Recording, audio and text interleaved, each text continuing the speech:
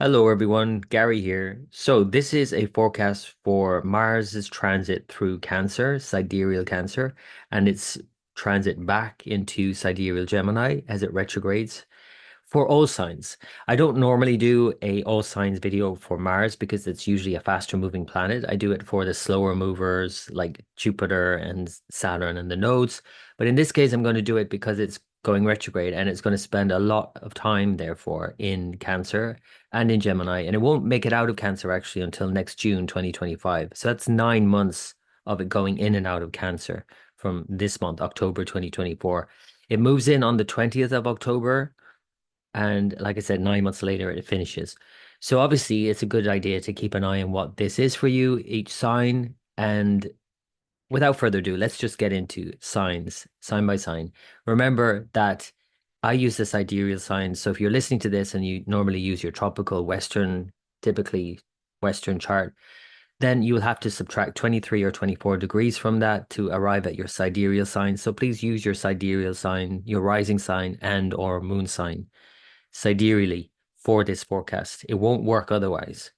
And even though there's an overlap, of course, and Mars in Cancer is the overlap in another way because it's in Cancer sidereally and tropically, but then it goes into Leo tropically and goes back into Cancer. So really, I think it's best if you're following me to follow your sidereal sign. So let's get on with the signs then, sign by sign. Let's look at Aries, rising, and or moon sign first. Aries, of course, you are ruled by Mars. So this is obviously going to impact you very personally. If this is your rising sign, Aries, then energetically, like your energy levels literally might be a bit under par. It's important to just acknowledge that, Mars in Cancer in the fourth house is better in a way for taking some time out and taking a holiday, even an extended holiday, perhaps. And that's where maybe the issue can come in, actually, because if, for example, you're at home more than you usually are, that's like Mars in the fourth house in Cancer, and that is fine in the beginning. So it's like, great, I'm taking a time off. I'm taking a holiday, and okay, I just feel a bit drained of energy now. I just want to just take some time out and chill. All of that's great, but if that's prolonged for a few months, it might be by the end of that, like, okay, I'm just over it already. And that might be more so the case next year as it moves back in March, April, and May into May, and then it won't move out again, like I said, until June. So I would say just be mindful of that period more so. The initial phase, I don't think it's a bad thing for you, Aries, because again, it's a timeout. And when, as often is the case, we overdo it and we've been working hard and we've been doing a lot and we've been like, for example, Mars in your third house up until this point is good for just traveling about and being engaged in more ways, and it's very energetic and changeable. But when you then take some time out and just have some time at home on your own, or you take a holiday, like somebody taking a holiday after being very busy, oftentimes the whole holiday is spent just recuperating. So this might be that for you, Aries. It's just a time to recuperate your energy. By the time we get to December, so I'll just show you how this pans out. So by the time we get to December, then as it goes retrograde, this is an important consideration because here it retrogrades from December 6th, and this is actually a positive thing in a way. It's like a double negative creating a positive. So if you do pay attention to your energy levels, in other words, and you do take a holiday and you take some time out and just relax at home on your own, that's going to recuperate your energy. And then as soon as it goes retrograde, it's going to then feel like an exalted Mars from December 6th. So until February 24th, now that's the retrograde, but of course it's going to go back into Gemini retrograde. So that's a bit of a different thing going on there. I'll speak of that in a minute. But just to say, first of all, don't be worried about this Mars retrograde in your fourth house. It actually can feel like exalted Mars. So, in other words, you could be taking time out initially as it goes in October 20th, and then until December 6th, it's like, okay, I'm feeling this a bit of a downtime here. I'm needing to kind of take more time off and be at home, and I have to be mindful of not overdoing it. And also I have to be mindful of not getting frustrated if I feel like I should be doing something, or people are telling me I need to be doing things, especially partners and so on, and work people, because Mars in Cancer in your fourth is aspecting your seventh, your 10th and 11th. So any kind of engagement with other people, whether it's professionally or personally, this could be a bit irksome, to say the least. So if you make allowances for that, and you know that, okay, there could be some frustration going on here, being stuck at home for so long, or feeling like I'm stuck in some way, or my energy just isn't there in some way during this first phase of, again, from October 20th until December 6th, just be mindful of that. As soon as then, though, like I said, it goes retrograde, it behaves as if it's exalted. So it's like a very strong period for you, actually, when Mars is retrograde in your fourth. Now, of course, though, the caveat here is to be mindful of then taking it out on others. When you feel sort of energized all of a sudden, or you've been taking some time out and now you're recuperated now, and like, okay, now I feel like I want to push ahead. The problem with that is, of course, is that Mars is not moving ahead, it's moving retrograde. So it's about going back to something, going back to redo something. And especially as we look at it, going back into Gemini in your third house, really thinking about in the last few weeks what you've been planning and who you've been engaging with, and travel plans, especially, I would say it would be one thing that where this could play out more obviously in. So then as Mars goes back from your fourth house into your third, as we'll see this now in the coming weeks, and let's just bring it back to Aries rising here. So if you want to just look at the actual return, it's around the 20th of January, as then it goes back into Gemini, your third sign. And again, like what's happening already in Gemini is kind of like hinting at that already. So, in other words, if you've made plans to travel or to study or to do something like that, or you've engaged with something in some way during the whole kind of August, even September period, um, into October now, and then later on into January next year, where you have to go back and revisit those plans, or, revisit those people as well, or whatever it might be. This could be frustrating, because it's like I thought I was done with that, and now I have to go back over that. And I want to move ahead with this plan, because Mars typically, especially if you yourself have Mars direct in your chart, you were born when Mars was moving direct, as most people are. When it goes backwards, it's like there's setbacks, there are delays, there are things you have to go back over that you didn't think of, and now you have to think about them again. And I guess this period, especially from the 20th of January 2025 until it moves direct again on the 24th of February. So really the end of January and February especially, I would say to be very patient with yourself and with other people, and with your plans. With your plans especially, and that could include work plans and all of that, because it's aspecting your work house is the 6th and the 10th. And it's aspecting your ninth house also opposite in terms of travel plans, in terms of study. For example, if you're traveling around this time, end of January and in February, I would be extra patient. Like leave extra time, like more than you think you need to go on your trip.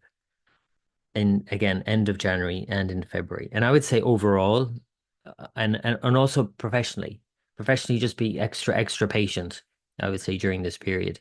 And yet, I guess the one thing to say about this for you, Aries, is that Mars being your ruler, retrograding, is a time to reinvent yourself, in essence. It's a time to kind of look at how you're approaching things and what makes you happy, and how you're going to go about getting what you want that makes you happy. And how do you communicate what makes you happy? And what is that anyway? So this has to be made clear, first of all, to yourself before you even go and say that to anybody else. And that's where problems could arise in this case, in terms of personal or professional relationships, where you're not clear and you're then trying to be clear, and then you're getting into these kinds of issues with other people who are not clear about where you're coming from, because you're not clear. So I guess it's about getting clear initially, and then making that clear, abundantly clear to others about what you want. It's essentially about what you want, because this third and fourth house activation is essentially about what you want. And you want things because you think they will make you happy. That's the key thing here. That's the third house, is like what you want and going for what you want, having the energy and the impetus and the even enterprising sort of entrepreneurial skills to get what you want. That's third house. And then fourth house is happiness. And so again, it's about very much about what you want and how you're going to get it. So Aries, I hope that's been of help. I wish you all the best for this Mars retrograde and long transit in Cancer and Gemini. It will be complicated in many ways, but there'll be a great many things that you'll get from it too. And once you're aware of any of it, of course, it's going to make it easier and you're going to be able to negotiate with yourself and with other people. So wishing you all the best and until next time. For Taurus rising and or moon sign, let's look at Mars now moving through your third house sign and eventually go back into your second sign. So this is a double negative right the way through, I think, with Mars in Cancer in your third, because, and that means creating a positive situation potentially. So that's what a double negative is. So it's negative in the sense that Mars is debilitated in Cancer, and emotionally there could be sort of a lot of reaction. And so a lot of reactivity and then impulsive sort of engagement with people. And when traveling, maybe more especially, it's in your third, opposite Pluto in your ninth. Yeah, be careful in terms of just when, this is not the time to be doing like extreme sports, for example. Absolutely not. It is a time to be doing something though, because Mars and the third house go hand in hand, and you can't really just sit on that. It's not like Mars in the fourth house at home, kind of stewing in a way. This is Mars in the third house wanting to engage and to be very active. And yet Mars is not exalted, it's debilitated, it's weakened. So don't overdo it, whatever you do, but make sure you do something with it. Like, it would be good for engaging and traveling and thinking more about things and communicating with other people and sort of back and forth. And again, it's like a double negative because Mars and the third house go hand in hand, even though in Cancer it's weakened. It could support in a way being clear and communicating something that you need to communicate and get it off your chest, as long as again you're not being too reactive. Now, when it goes retrograde from the 6th of December, it's a bit more complicated. It is again also double negative, so it actually creates more strength here. But the thing is, it's like, oh, maybe too much. It's maybe too much. Mars in the third house retrograde, behaving as if it's exalted, in your ninth. There might be some issues here where you're communicating or someone's communicating with you more, especially because Mars represents the partner. So somebody's communicating something with you very strongly and you're getting very strong reactions from that as well. And there could be some arguments that ensue.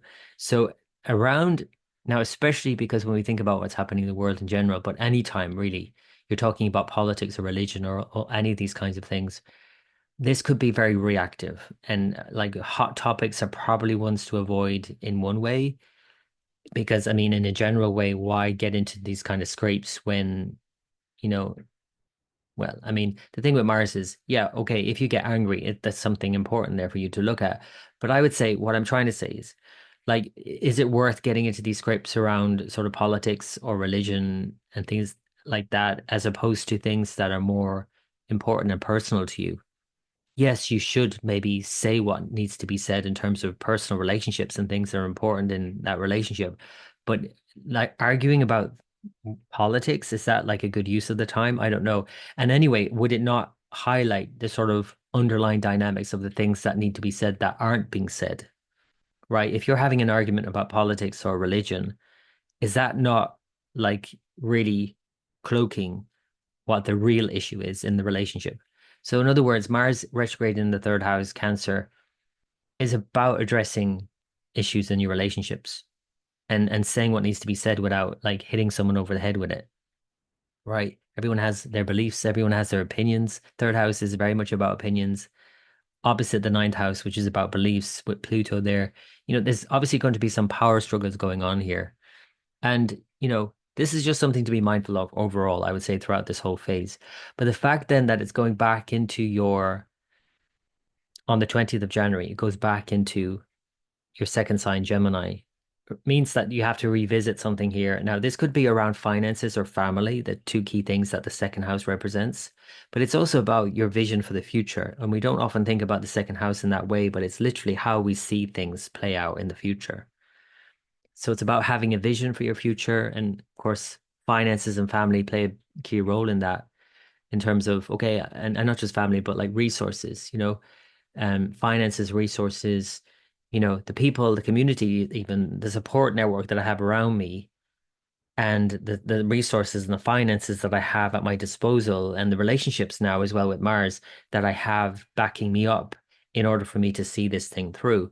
These are all the big themes that I think might be revisited here. And again, because it's going retrograde back into it, means that it's already gone through this whole section of zodiac, August, September.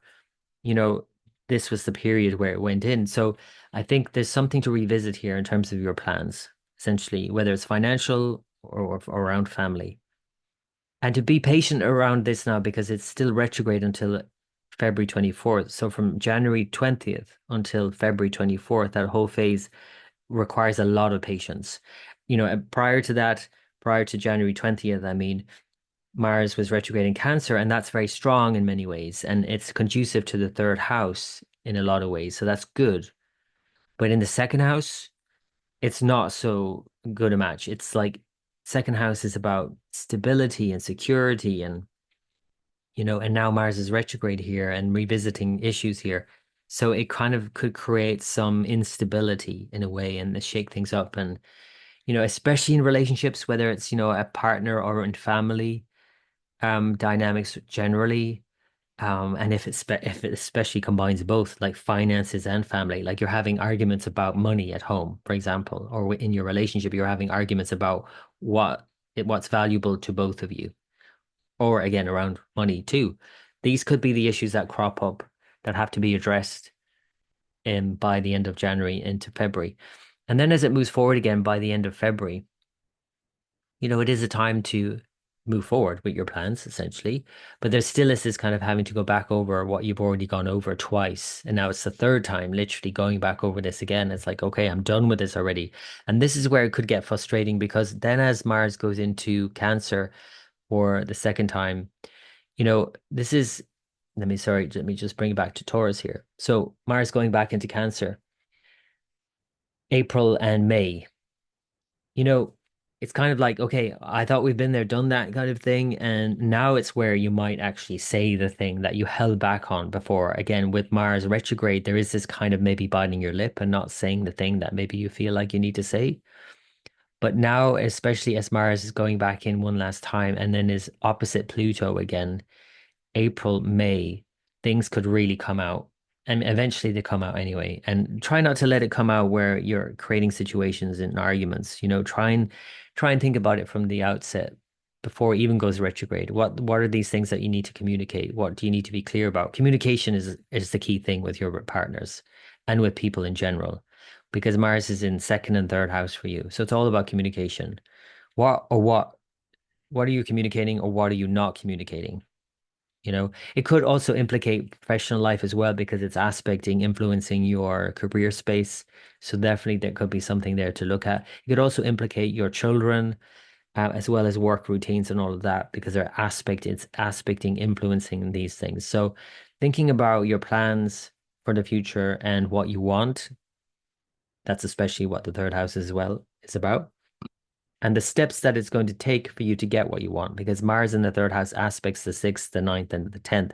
So it's like, what do I want and how am I going to get it?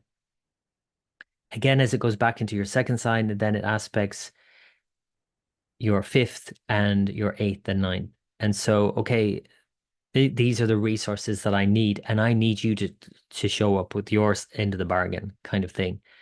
And so you can see here there's a lot of negotiation that has to happen throughout this whole period. And as much as, with other people, it's as much a negotiation with yourself. And as in, what do I want? What is it I want? So that's it, Taurus. I think it's a complicated time for everybody, but everybody can manage it, differently depending on their unique blueprint. I can't go through that with you here. Everybody with Taurus rising isn't going to experience it the exact same, of course, but there's a general theme, just to be aware of what you want and how you communicate that to other people, how you're planning things at this time, and to be very patient as you're doing so with yourself and with others, whether that's again personally, like in children or partners, or professionally at work. And if you're traveling at all, just to kind of again restate that, if you're traveling at all during this whole period, Mars in the third house can be great for that, but just be mindful of any setbacks as it begins to retrograde from the 20th, sorry, from the 6th of December until the 24th of February. So be extra patient with your travel plans around that time if you are traveling. Okay, hope that's been of help. As always, wish you very best for the month ahead and until next time. For Gemini rising and or moon sign, let's look at Mars now moving through your second whole sign to begin after moving through your sign for the last few weeks and then returning to your sign by next year. And I think that, there's obviously, and by the way, it returns to your sign in January, 20th of January and until April. So end of January, February, March, that's a time to revisit a lot of things that you're visiting right now. And what are those things? Mars in Gemini generally is a challenge. It definitely brings a challenge, but doesn't mean that you can't rise to the challenge. And in fact, that's exactly what Mars is always about anyway. And it tends to bring some health issue quite often as well for Geminis. But even if it's not a health issue, it's a work issue. So sixth house is what Mars rules, along with the 11th house. So it's very much about your ambitions in terms of work as well and what you want to achieve. But in terms of health, it's about achieving good health, of course. It's about overcoming any challenges health-wise, and again, or professionally. So either it's work or it's like working on yourself. Think about it as work either way. It's like I'm either working on myself, improving myself, or I'm working on something like at work. So that's Mars for you in a nutshell. And because it's been moving through your sign of late, you've been having to address some of these issues. And the fact that it's going to go retrograde next year back into your sign means revisiting a lot of these things, whether again it's a health issue or a work issue. As it moves into Cancer on the 20th of October and then eventually retrogrades in December, the second sign Cancer is something to be mindful of in terms of communication. Obviously, speech, more especially, how you're communicating. And especially around your plans for the future and those of your children. If you have children, if you don't have children, then it's just your plans, you're making plans. And Mars in the second house Cancer aspecting the fifth, the eighth, and the ninth, you have to be open-minded to plans not working out exactly as you planned. And that's the kind of issue with Mars and Cancer at any rate. It's kind of like you have this vision that you have for your future, but then you have to kind of factor in that water, for example, running down a mountain doesn't run in a straight line. This is the analogy for Mars and Cancer, essentially. It has to meander, it has to kind of go zigzagging all the way down. It just doesn't usually run down a straight stream unless you have actually cut out a kind of gully, you know? This is the thing to think about this Mars and Cancer, aspecting your fifth, your eighth, your ninth. Yeah, you might have plans, you might see things pan out a certain way, you might wish them to pan out a certain way, but you have to be extremely patient with how you're getting there. And that maybe you have to kind of back up to get around again, as then it goes retrograde, as I mentioned here, by the 6th of December. So I think to be very patient with yourself and with others, especially children, but just with yourself in general. If there are other people to consider, maybe, partner and, father perhaps, or a teacher, or somebody advising you in some capacity in terms of you making plans. Just be patient with all these people because and also be very patient financially. This is another thing that the second, the fifth, the eighth, and the ninth all have in common. These four houses that Mars is impacting very strongly from the second are all about money. So, and resource and the things that you need to see those plans through. Because let's face it, like second house, yeah, it's about the vision for something. Fifth house, planning something, deciding something, all of that. But the thing is, it also includes money, the resources that you need to see that thing through. And now that Mars is going retrograde in your second sign, whether it's related to finances or it's related to resource or values or family issues that you're having to kind of think about all of these things, the plans that you're making and how you have to kind of mm, negotiate a lot with people at this time. Because the thing with Mars and Cancer is it's such an ill match in another way because Mars is about what you want and Cancer is about caring for everybody else, including yourself. But it's very much about care and the community for you. It's about care and consideration for your family and all of these things. And again, if because it's aspecting your fifth house, if children are involved as well. But the thing is, Mars is about what you want. So now you're having to kind of find a balance between what you want and what everybody needs. And it's not an easy fit for Mars in Cancer for that reason. It's like this 2-year-old inside you that just wants what it wants, and that's it. And at the same time, you're having to kind of just think about other people. So it's quite a tricky thing to do. Now, there is a positive thing here. It's like a silver lining. Mars retrograde in Cancer from the 6th of December until the 24th of February is retrograde, but actually by the 20th of January it moves back into your sign. So it's really just from the 6th of December until the 20th of January where it picks up a lot of strength because it's retrograde in Cancer and it behaves as if it's exalted. So this could be a great time for saying the things that maybe you held back on in the past, but it's certainly a time to be considerate about what you're saying and maybe sometimes to hold back because it is retrograde after all. It is definitely going back over something and okay, I need to revisit this now and I need to maybe get clear about what this is and I need to say this. But when it's retrograde, you might say something that you later regret. So just be really mindful of what you say at this time and what you plan, especially financially or anything that you're doing right now that's impacting your family or your children or anything like that. Be very considerate and reconsider it and then reconsider it again because it's Mars retrograde, remember, it's going backwards. So as I mentioned, it's going to go back into your sign. And then as it goes back into your sign by the 20th of January and throughout February, it stations direct by the 24th.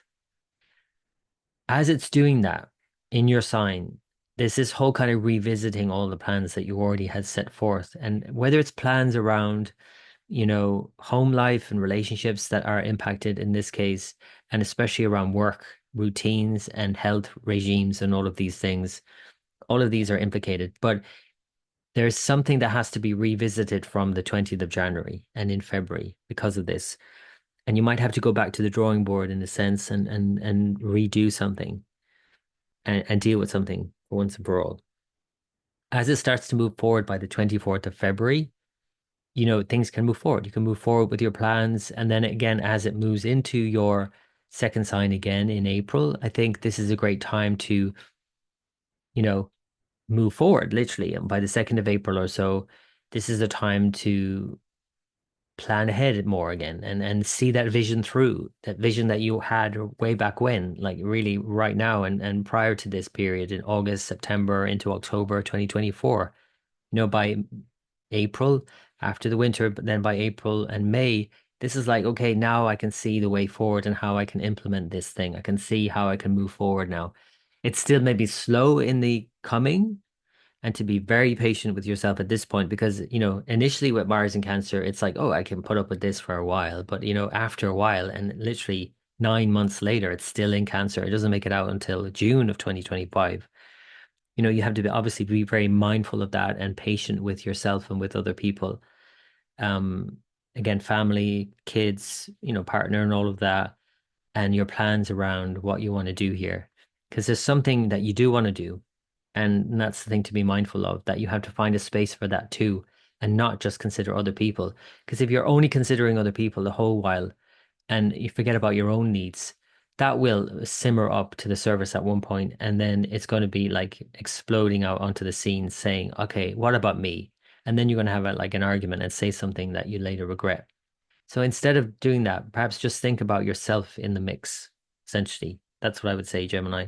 Try not to get into any kind of like workplace sort of issues. You might see them happening around you and you could like maybe you are dragged into it and you have no choice, but try and just be mindful of um workplace issues and also with friends so that you're not getting involved in unnecessary arguments, really, and try and see the underlying cause of them. And it's usually arguments are usually not about the thing we're arguing about. It's usually that there's an underlying cause that has to be addressed.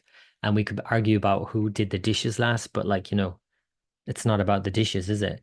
So that's just something to be mindful of, I would say, throughout this whole phase.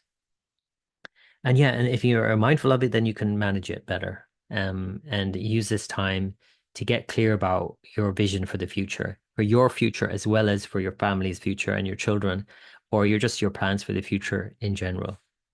So, Gemini, I hope that's been of help. As always, wish you the very best, and until next time.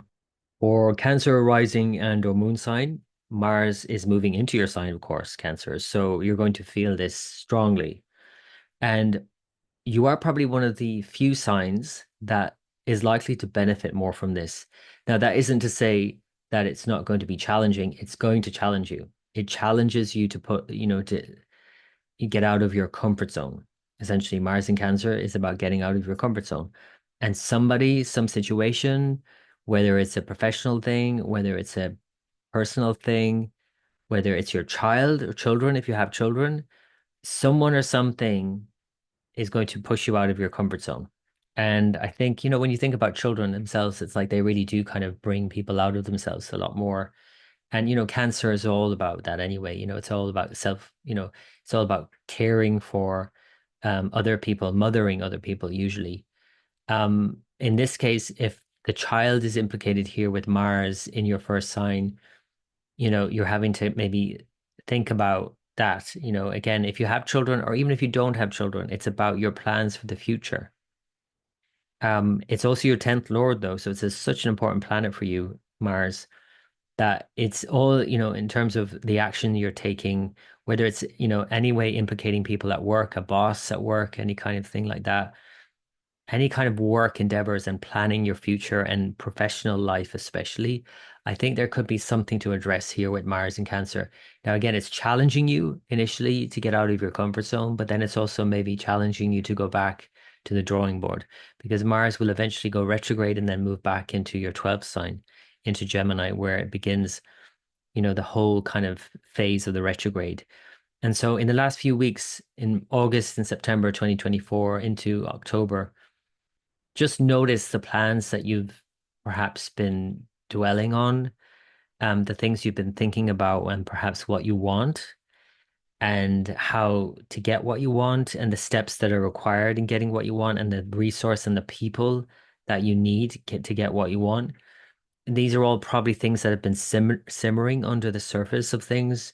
And then as Mars moves into your sign on October 20th, it kind of would probably give you that kind of impetus to take action more so. Now again, it's complicated because Mars is going to retrograde, and that begins on December 6th. So it's complicated because obviously Mars retrograde shows that there's a need to kind of be patient, that things aren't going to pan out as you thought they would, or your plans aren't going to work out as you thought. And the fact that Mars is retrograde while Mercury also stations retrograde in Scorpio in your fifth sign at the same time, by the end of November into the beginning of December. Um, there's a lot to be patient with here in terms of your plans, essentially. Again, if you have children, especially be patient with them. But Mars retrograde in Cancer is like a double negative because it actually creates a strength here. It's like a strength for Mars. So you're going to feel a real strong impetus to do something. And to be mindful, of course, around personal relationships, more so, I would say home life and relationships are going to be impacted by this in a strong way. And the fact that Mars is opposite Pluto as well and aspects Saturn, your seventh lord in your eighth sign, it just shows that there could be some major power struggles going on with you and your partner or some other person. It could be something that's happening at home with your partner or both.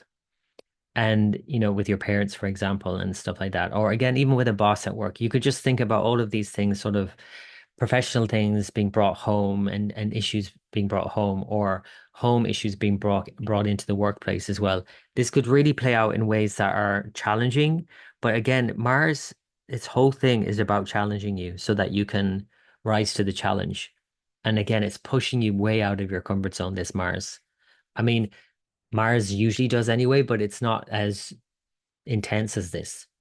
It's an intense Mars because it's retrograde in your sign and then it's opposing Pluto and aspecting Saturn in your eighth sign. So yeah, be very patient with this, I would say, and be patient with yourself, with your children as well. Again, if you have a child, I think the child or children could be challenging you in some way. So that's Mars retrograde. It goes back into your 12th sign, and that's something to be mindful of course, because as it moves backwards, it goes back by the 20th of January into Gemini, and you have to kind of revisit all of these things and what you want. And it's like literally going back to the drawing board. And it's like, okay, how do I do this thing then if I want this thing? And if you initially try to push it ahead some way and then it just kind of got sidetracked or you felt like it wasn't happening, and now it's by the end of January and into February and until 24th of February, when it then stations direct, it's likely that you're really having to go back to the drawing board and retrace your steps and see the steps that are required to get what it is that you want here. Um, so that's maybe a more complicated time, in fact, from the 20th of January until the 24th of February for that month. Then as it goes forward from the 24th of February, it's at least moving forward. It's still in your 12th house now, having said that, until the beginning of April. But then as it moves forward in April, this is obviously a time as it moves back into your sign. You can see here by the 3rd of April, it's moved back into your sign. From the 3rd of April until June, it will stay in your sign for another 2 months. So it's going to be here until, let me show you the exact date here, until the 6th or 7th of June. So that period, therefore, from April, May into June is going to be a time when obviously you've thought through a lot of these things and had to go back and rework everything and refigure everything out. And then as it goes back in again by April and then May and then into June, that's probably the last push. And that's probably going to feel like one last push as well outside of your comfort zone to do this thing that you know you have to do now. You have no choice but to take this action. I think it's going to be more helpful for you, Cancer, overall. I really do. I think it's going to challenge you, like I said, but it's going to challenge you in all the right ways. And if you can rise to the challenge and be more conscious of what that challenge is, and not just point fingers at those who seem to be challenging you and waste that energy on the outer circumstance, as opposed to the circumstance itself reflecting a need in yourself to do something that at this point you have to do. You really have to do it. That kind of slogan, that Nike slogan, just do it. This could be more like just do it, but just do it and then redo it and then redo it and then let's do it again kind of thing. That's probably what this whole phase is going to feel like, Cancer. So I wish you all the best with this. I hope it works out. I'm sure it will. I have no doubt it will work out for you in the best way possible. Okay, so leave it there for now. I'll wish you all the best and until next time. For Leo rising and or moon sign, Mars is about to move into Cancer, your 12th host sign, and will slow down and station to go retrograde in your 12th. This is somewhat complicated. It's generally better to have Mars in Gemini for you, and Gemini is very much about your ambitions and your desires. And what is Mars? What Mars is your fourth and your ninth lord. So there's something very important here. There's a base instinct that you're wanting to fulfill, a base desire that is important for you to create a base stability in a way, even just a sense of, you know, emotional stability even. Now, whether this is your rising sign or moon sign, either way, I think this is a very important time for creating that kind of base. But at the same time, Mars was your ninth house, so it's very much about something higher minded or deeper within yourself, something more meaningful and purposeful. So feeling like belonging and feeling like being able to at the same time spread your wings, essentially. Mars is both of those things for you. It's like feeling secure, stable, and yet at the same time, that stability lending itself to being able to fly, right?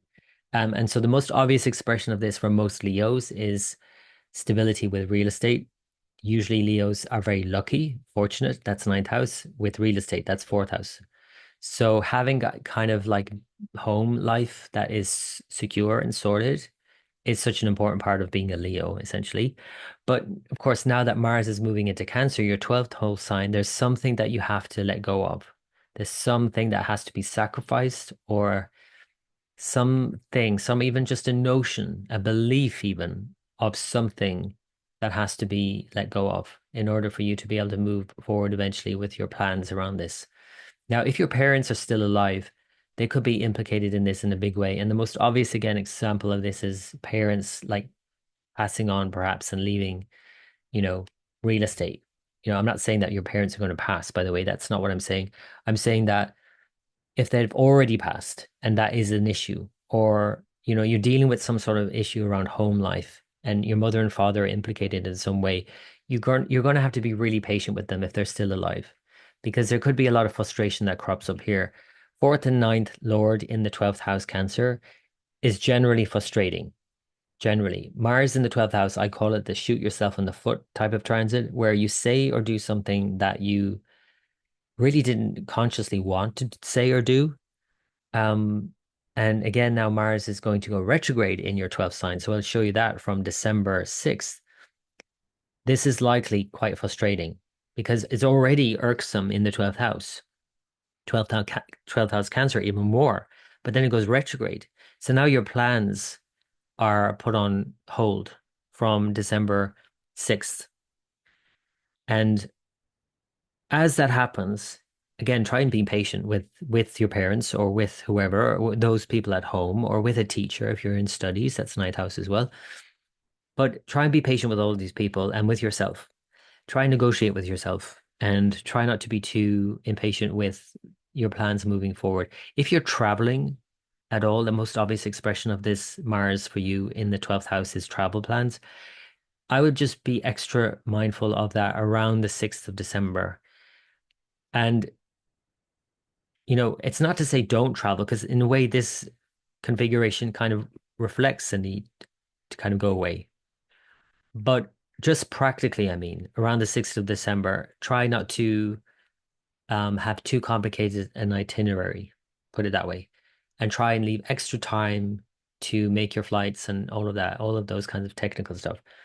Mars in Cancer retrograde from the 6th of December and around that time leading up to and away from the 6th of December, leading up to the holidays as well. It's just it's just more complicated. And now the fact that we're coming into that period of the holidays, Christmas, for example, if you're at home with your parents, this could be some issue here that you have to deal with, some setback. Um, and this would not be the time, for example, to have that kind of discussion around the dinner table that could really set things off. It really couldn't. You might say or do something, like I said, that you later regret. It's again like a shoot yourself in the foot type of transit. So don't say something that you later regret, essentially, Leo. Then it moves back into Gemini. So this is whole kind of having to go back over something. It goes back into Gemini by the 20th of January. So we're into the new year now, and it's continuing to retrograde until February 24th.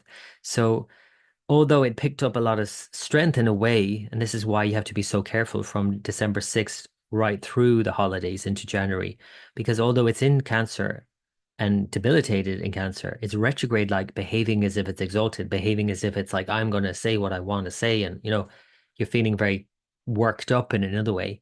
That's why it can create so many problems at home and in that sense. But then as it goes back to Gemini, it's kind of losing that strength, and it's still retrograde from January 20th until February 24th. So I would say just be extra patient around your plans, your ambitions here, and with your parents, of course. And if you are, again, traveling, be mindful around that. If you are dealing with any friend circles at this time or any kind of association that you're involved with, any groups at all of any kind, be mindful around that too. Mindful of what you say. You could just again say something that you later regret. That's a typical kind of Mars retrograde kind of thing in both in Cancer and in Gemini. And yet at the same time, you have to acknowledge what it is that you're saying, because there's something important there to acknowledge, that there's something you might say, like oftentimes as we say, a Freudian slip. It's like that's pointing to something more important. It's not necessarily about the argument that you're having about the subject, whatever it is. It's more about the underlying reasons that you're feeling irate or angry or frustrated in the first place. So again, extra patience is required for this last leg of the retrograde from January 20th until February 24th. And then as it starts to move forward again from the 24th, This is better. The fact that Mars is moving forward anyway, but in your 11th house, it's like maybe finally sort of being able to achieve one's ambitions. Um, and as it still has to clear Cancer, of course, and it's going to go back into Cancer for another 2 months for April and May. You still have a lot to work out. And in a way, things that you thought were already worked out, and you have to go back over them again. And it's like, is this not done already? It's like, come on already. This Mars in Cancer from again in April and in May into June until it makes its way into your sign by June, which is another whole thing I'm going to talk about more so next year. I won't go into it here, but by the time it finishes out Cancer by June 2025 and moves into your sign, and then Ketu, the South Node, moves into your sign. This is such an important time, Leo, for you to kind of set this up for yourself. It's like there's a lot of things to work out here in the meantime before that kind of big change that happens in June of 2025.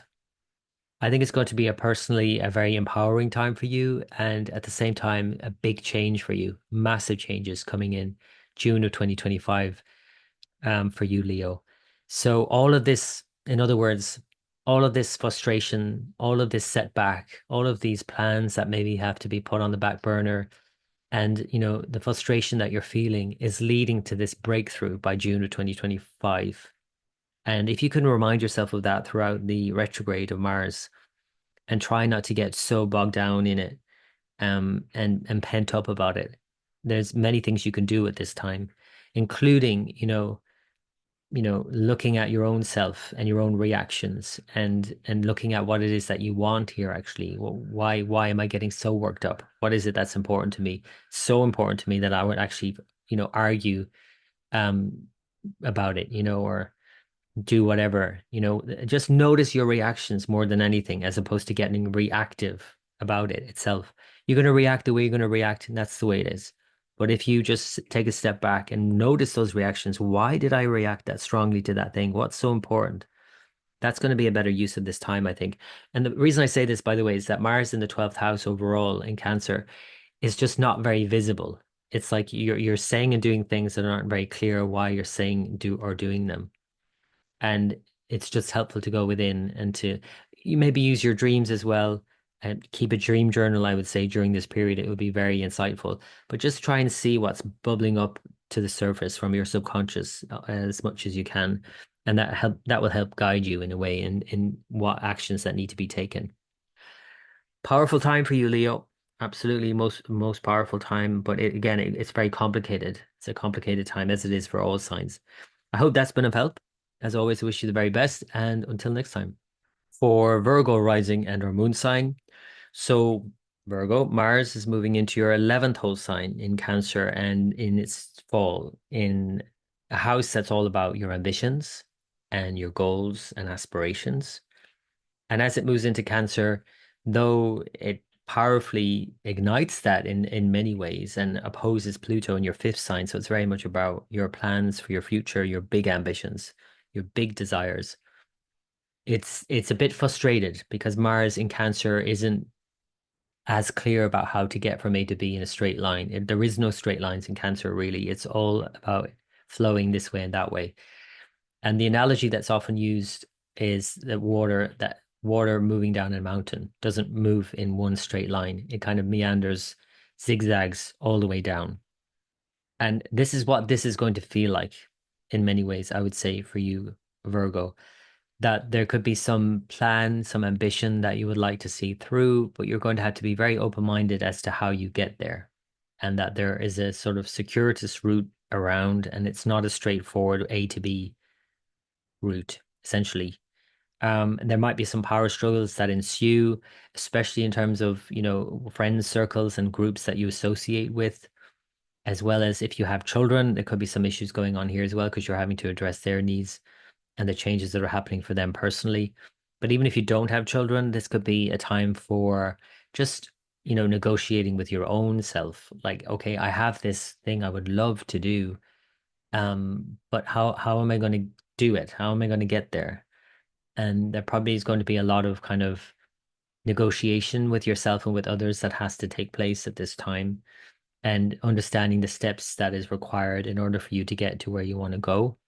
prior to this, of course, Mars was in your 10th house sign, aspecting your sign, and that is a very powerful indicator. And it will return to this as well of work issues. So Mars in the 10th house can be a very powerful one for sure, and you feel kind of charged up and ready to take action. All of that's good. The thing is that Mars is going to return here in January, by the end of January and in February, and get you to go back to the drawing board. So whatever action that you take initially or have taken already, even in this period in September, October 2024, might have to be revisited in January, February 2025. And nothing wrong with that. Mars retrograde is that's what it's all about. It's about going back over and going back to the drawing board and trying to figure out how do I do this, you know? That didn't work. Okay, maybe let's try it this way now. So try not to get frustrated, in other words, with this whole back and forth that you have to kind of go through. And when you consider Mars, what it represents for you, this, it's on the one hand very willful part of you, as it is for everybody, because it more especially it rules your third sign. So it's very much about you taking action deliberately, kind of being more enterprising and even entrepreneurial and doing something that you want. But at the same time, it rules your eighth sign. And the eighth sign is kind of like what's out of your hands in a way. It's like, yeah, you want to do things this way, but then life happens this way. And then you have to combine those two in Mars and say, okay, I'm going to have to be, very mindful of how I do things, but also have to be open-minded about how things are going to pan out, essentially. And so this is even more so the case when Mars then retrogrades. And it retrogrades, let me just show you here from the 6th of December. And it will retrograde until the 24th of February next year. It's going to initially retrograde in your 11th sign and will continue from the 6th of December in your 11th until the 20th of January, and then return to your 10th house sign where it's better placed overall, even though both of these placements are quite good for you in many ways as well, Virgo. But by the 20th of January and until February 24th, it will retrograde in your 10th house sign. So it's still about going back to doing something over or redoing something and looking at what you've done in the past and maybe how you can do it better and improve on that. And, you know, I think it's going to be a great time to improve on the way you do things, whether it's professionally or just everyday stuff as well. But the bigger questions perhaps to ask are, the why you're doing something or what are you getting out of? Let's say what is it an important question here? What are you getting out of what you're doing? Like if you're putting so much energy into something, Mars is literally energy and effort. Mars represents the third sign for you. You're putting so much energy into something and it's like, what are you getting out of it? Literally, what are you getting out of it, even financially? That's 11th sign. Like, what are you earning from what you're doing, from what you're doing? And maybe this is a whole phase throughout the next many months. The whole phase takes 9 months altogether, really. Maybe it's telling you that there's another way of doing it, or even something else that you need to be doing professionally. Maybe there isn't even another job. It could be for many Virgos that they're changing jobs right now or during this period, or they're at least questioning what they're doing. Now, by the way, this is a typical Virgo kind of thing anyway, because Virgo, your 10th lord is your first lord, is Mercury, and Mercury goes retrograde 3 times a year. And by the way, Mercury will be retrograde for Mars as it moves into Cancer initially in your third sign, in the house of enterprise and taking action and making efforts. So this is quite common for you to be constantly rethinking your approach to what you're doing and sometimes rethinking what you're doing. Maybe I need to change my job. That's a very common Virgo kind of trait. But when you add Mars in your 10th sign and then your 11th sign and then going back into your 10th sign and then back into the 11th sign, the next few months are going to be a lot about, really what am I getting out of it? And, you need to question it and you need to think about these things and you need to try different things, I would say. Without going crazy, of course, without being too impulsive and cutting things out of your life that you might later regret. That's certainly a pitfall of Mars. Mars in general is quite cutting. And you don't want to cut something out of your life that you then rethink. So this is why, for example, when Mercury's retrograde, people are told don't make any major decisions. I mean, That's the common advice, right? The only reason for that is because you might not be aware of all the facts. And then as Mercury goes direct again, you become aware of something and you're like, oh, okay, maybe I should have done it that way. The same would apply here with Mars's retrograde. Again, remember from December 6th until February 24th, that's a long time. So December, January, and February, those 3 months of the winter, you're going to have to really rethink your whole strategy. And it's probably not the best time to sort of be cutting things willy-nilly and sort of like just I'm done with that and that's it and I'm going to do something else. But at the same time, if it reaches that kind of stage and you have to do what you have to do, I'm just saying if you can, if it's a case that you have choice in the matter around work, um, or again, in involvement with some sort of group or with a friend circle, like this is not the time, for example, to be cutting out a friend of your life because then it goes direct again by the end of February and then into April, as I'll show you here, into April and then May, it goes back in. It goes back into your 11th sign. Then it's this whole revisiting, and then it might be this whole thing of like, should I have cut that person out? Or, I don't know, maybe you should have, but like just consider it at least and reconsider again before you do anything drastic, I would say. So here, April and May, Cancer. Mars's return to Cancer after it went back into Gemini by the end of January and in February, and then it moved forward by the end of February, March, and then into April. It's back into Cancer. So this back and forth over and over again around what you're doing and who you're doing it with, maybe also what you're doing it for and what you're getting out of it. Again, maybe even just practically financially, like how much are you getting paid for the work that you're doing? That could literally be all it is. But again, I just be mindful of being quite drastic in a way until it's moved forward at least. And by the time it moves back into Cancer, you're going to be likely more clear about what you need to do, but then it's a case of actually doing it.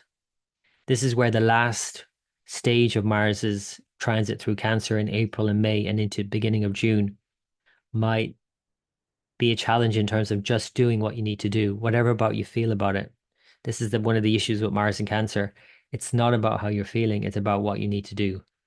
Because how you're feeling is constantly changing. And if you're trying to pin all your hopes and dreams on doing something based on how you're feeling, I mean, then you're at the mercy of your feelings. This is why Mars doesn't like to be in Cancer. It's about doing the things that need to be done regardless.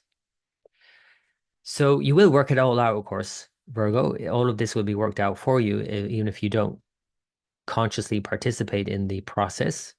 So try and take it easy on yourself and not beat yourself up about this, I would say. That it's happening as it should, all happening perfectly. So I hope that's been of help. As always, I wish you the very best, and until next time. For Libra rising and or moon sign for Mars in Cancer, let's look at Mars in your 10th house sign from October 20th until it moves back into your ninth house sign by the 20th of January 2025, and then it will move back again into your 10th house sign in April, very beginning of April, 2nd, 3rd, and then until beginning of June. So this back and forth between your ninth and 10th houses essentially is an important transit, of course, because ninth and 10th house, when they link in any way, is a very important combination between purpose and action. So we might say purposeful action, and especially related to Mars, which is very much about taking action. And in the 10th house, it's certainly conducive to taking action. The issue here, of course, is that it's the sign Cancer, and Cancer is reactive more so. It's instinctual, yes. So you might say Mars in a very instinctual place is acting appropriately, yes. However, potentially this is also inappropriate because with Cancer, especially being so instinctual and reactive, Mars could overreact. You could overreact. Somebody could overreact. A partner could overreact. Mars is your partner. Mars is your family. A family member could overreact. There could be something you're experiencing with somebody during this period, especially with Mars aspecting your sign from the 10th house sign that is reactive. And you have to be mindful of being triggered and others triggering you. And yeah, I do think it's a powerful time for you in many ways because again, Mars in the 10th house sign, great for taking action. But as long as that's thought through and not reactive. Instead, if it's more responsive to what is happening and responsible, that's a key word for Mars in Capricorn, where it's exalted. And by the time Mars retrogrades from December 6th, that I think is a better time in a way. In a way, it's more complicated as well as I'll go through here, but in another way, it's like, okay, maybe there's something I can do about this here. So let me bring this back to Libra and you can see how this plays out. By the 6th of December, Mars stations retrograde in Cancer, debilitated. It's almost as if you can place Mars in the opposite sign, Capricorn, exalted. So this is a very powerful Mars in a sense, in a kind of double negative sense. And what I mean by that is obviously a double negative creates a positive. It kind of can be like there's a situation that's cropping up here that's a bit negative, and then I'm going to rise to that challenge and then meet like with like, and then make it a positive thing. That's essentially what this can mean. Now, of course, you do have to be mindful of overdoing it because Mars tends to overdo things anyway. And even when it's retrograde and it's behaving like hesitantly and it's not doing anything or it's not saying what it needs to say, like in other words, the other person or you are not saying what you need to say, biting your lip, it builds up, it builds up, it builds up, and then eventually you just say it. And but at that point you might say it and regret how you say it. You know, it's very much about how you state your case. That's important. And how you react to other people, a partner or family member that is saying something, or a boss at work, because the 10th house is also about the work and the boss at work more especially. So I would say just be very mindful of relationships throughout this whole time, Libra. I mean, it is going to be quite triggering for a lot of people, this Mars in Cancer. And although it's very powerful as it retrogrades, it is also quite triggering because of the retrograde. People generally don't like Mars retrograde because it feels like a setback. It feels like already in Cancer a setback, or it's like I'm not getting to where I need to go as quickly as possible. Cancer meanders a lot, it goes back and forth. But then you put it retrograde, it's like going back and forth backwards.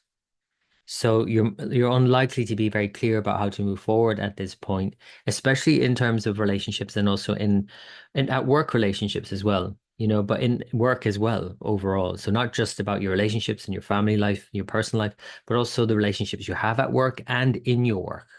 All of these things are likely to be sort of like reviewed in the next few months because of this. How that impacts your home life is going to have a big say as well, because Mars is opposite Pluto in your fourth sign, and the deeper changes you might say that are happening in your home life might create some sort of power struggle here with this Mars retrograde. Now, Mars then goes backwards and goes back into your ninth sign. So let me just draw this back here. Pardon me. Just go back to Libra, and then we'll see how this pans out in the coming months and weeks at least. So let's see here.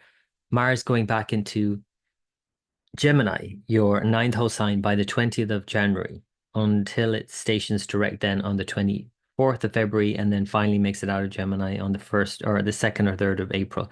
So you've really got then this period of retrograde from the 20th of January until the 24th of February. That month or so is an important one to be mindful of. It's complicated because you're going back to something you thought you'd finish with, plans perhaps that you had instigated, or then that could be studies as well, or travel plans, ninth house, or just but anything really that you've been planning perhaps with someone. Um, and again, I would say travel plans could be a key one here as well because of the aspects and all of that. But apart from that, general plans that you have to revisit because you have to kind of rework them. There's something that you have to go back over, maybe some detail. That's a Gemini thing, a detail that was perhaps missed that you're going to have to reconsider with this Mars in your ninth house sign. And so for that last month, in the sense of its retrograde in Gemini, just be mindful of that. And then as it moves out of that, I'll just show you back here again. If I just go back to Libra, pardon me. So Mars then starts to move forward by the end of February and then into March. And this is when I think, let's go back to Libra. So Mars then finishes in Gemini by the second, 3rd of April. So this is kind of like the last sort of push in a way. And once you've worked out all of these things, all the details perhaps, and all of the things you have to negotiate with other people and communicate clearly, and finally you're getting clear about what is necessary and how you can communicate that clearly. Okay, we're all on the same page now, but then you still have to do it. So that's Mars in Cancer returning for one last time in April, May into June. So that'll be a whole phase of okay, we're back here again, and let's do this. Let's try this again, and let's push this through one last time. That's probably what it's going to feel like, whether it's a work thing or a home thing or both, likely both.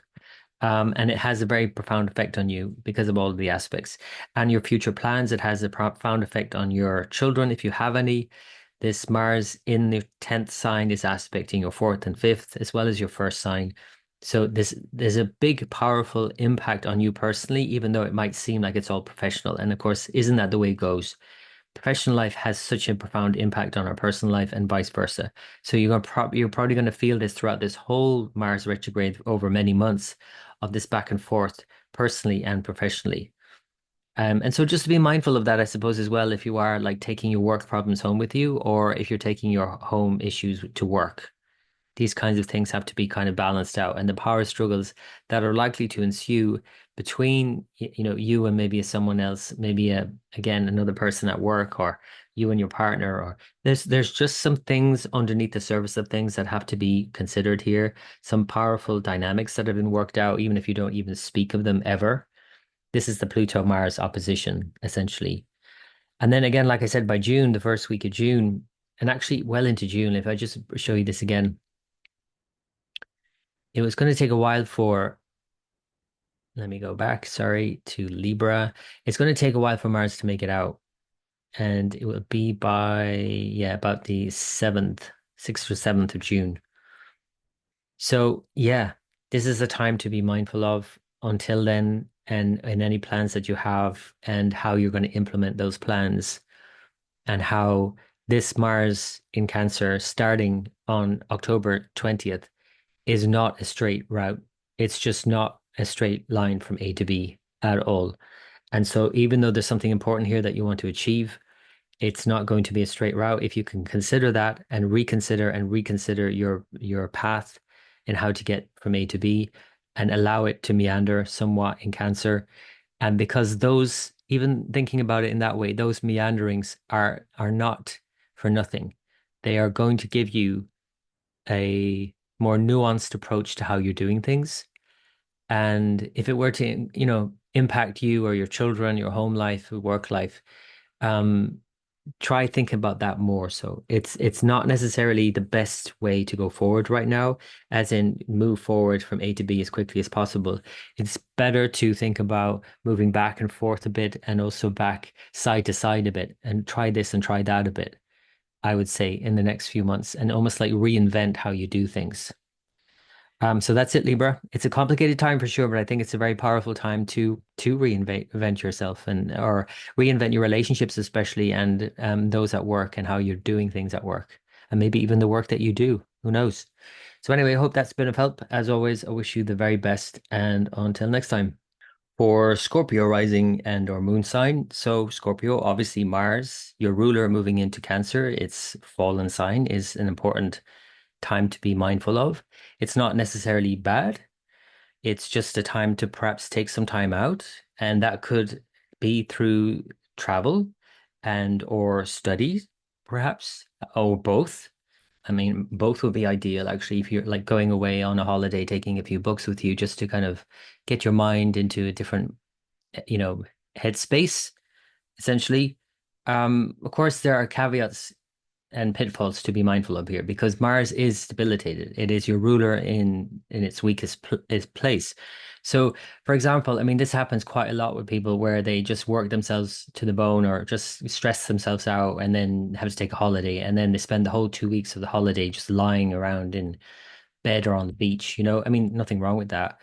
But that would be a better probably expression of this in one way, because it is the ninth house. And so it's not necessarily a negative thing, but I would say if you are traveling or whatever you're doing, that you don't jam pack your itinerary for certain. I would say this is a better time just to take some time out, and to, especially leading up to the retrograde from October 20th until December 6th. So you were talking about really more so November, end of October, all November, beginning of December. That's the time to kind of really take some time off or take a step back. Don't overdo it. Because again, it's like sometimes when we take that holiday or take the time out, we then sort of collapse because we've been holding ourselves up in stress for so long that when we let go, we can kind of just collapse literally, and we allow our body to heal, to do what it needs to do. This is, like I said, no way negative for you in a sense because it is the lucky ninth house. So, the analogy I would use here more especially is like travel and being very open to, doing things differently and thinking about things differently. And I think that's why travel is so, such a great thing because it does open up your mind to different perspectives, different ways of seeing the world. And in Cancer, Mars especially, it's like, being at the beach, by the sea, literally. Going for a swim, these kinds of things are a good expression of Mars and Cancer. Again, with the obvious, caveats there, it's like you have to be mindful of overdoing it, even there, not overdoing it if you're going swimming, not overdoing it if you're traveling. And just going with the flow though. And it's like not being so adamant that things have to work out a certain way because Mars and Cancer is certainly not a direct route from A to B. And it's like if you're traveling and you think you're going to get from A to B in that time allotted, then you think again because Mars and Cancer is more about no, actually, maybe we'll meander this way for a while and then this way for a while, and then eventually we'll get to our destination. So that trip itself, or that study, perhaps, or that thing that you're thinking through is an analogy of your life in a sense, maybe not getting to where you need to go, where you want to go, not necessarily where you need to go, where you want to go, but you're not getting there as quickly as you want, essentially. And that's okay, because maybe as you're getting there, you'll find other ways of doing it. Especially like, for example, with travel or study are the two most obvious examples of this, because it's like, again, if you're traveling and you think you just want to get from A to B, what about all those places in between that you could have like popped into and discovered so many new things and things that make you think differently about things? You often see this with people who travel and they just have such a jam-packed, itinerary and they don't actually stop and smell the roses, essentially. This transit is asking you to do that. And the same in studies, because if you have very sort of a rigid way of thinking about things, this Mars and Cancer is going to get you to be open-minded and more, again, going with the flow. It's like maybe think about it this way and think about it this way and keep an open mind about this. So that's what I would say from the outset. As it goes retrograde, that's a whole other ball game. So I'm going to just show you that now as it's going retrograde. And yeah, it's definitely going to be different because it actually brings a lot of strength out. It's like a double negative. So Mars retrograde in Cancer is like it's behaving exalted in Capricorn in your third whole sign. Now, if you are traveling by December, January over the holidays, be mindful of this. I think it's good in one way because Mars is like exalted, or at least behaving as if it's exalted, very powerful. Um, but it's still retrograde. That's the thing. So if you are traveling, make sure end of December, January, holidays, all of that, make sure that you're leaving plenty of time to get your connections. Again, don't jam pack your itinerary for traveling. If you are, you know, at home and not traveling, that's something to be mindful of because that could be more frustrating in a way. If you're dealing with like your family, home life, parents, father is the ninth house, but it's aspecting your fourth house and your third, your siblings. This is something where you have to be really patient around the holidays, essentially, with this retrograde. Again, it's more positive because it's like a double negative, but a double negative itself is a positive thing because it means that there's something negative, then you're rising to the occasion and behaving in certain ways to kind of overcome that. And then it creates a positive situation because of that. But again, try not to overdo that either, because that's what I'm saying. It's like that would create the problem then. Again, whether it's with your parents, on the holidays, meeting your parents or your siblings, more especially. Yeah, so that's retrograde from December 6th, and then it goes retrograde in your ninth sign until it goes back into Gemini. And as it goes back into Gemini by January 20th, actually, um, that's a bit more complicated, actually. So from January 20th until February 24th, so a month or so, it's still retrograde. And now this time in Gemini, in your eighth house sign. That's what makes it more complicated.